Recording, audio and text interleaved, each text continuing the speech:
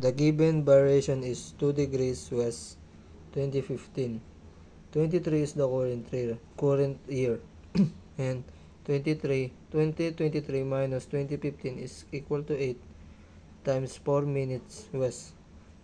The answer is 0 degrees 32 minutes west. And then we plus it to 2 degrees 00 west. And the answer I get is the present variation, which is 2 degrees 32 minutes west. Start tayo.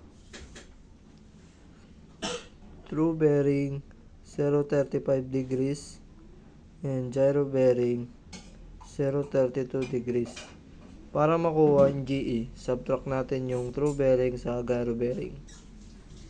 And then ang ating gyro error ay 3 degrees is kasi mas mataas ang true bearing kaysa sa gyro bearing.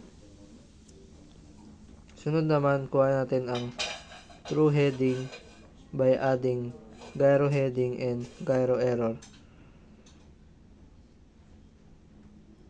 Gyro heading natin is 125 degrees and gyro error is 3 degrees east.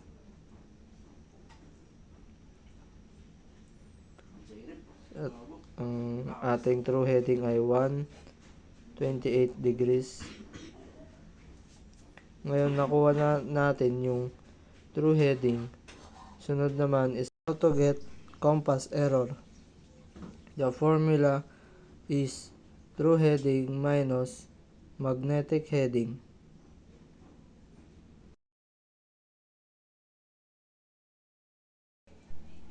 At ang ating compass error ay 6 degrees east.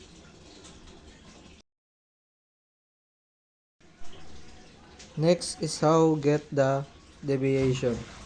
The formula I use is compass error plus variation. Ang ating compass error ay 6 degrees east, variation is 2 degrees 32.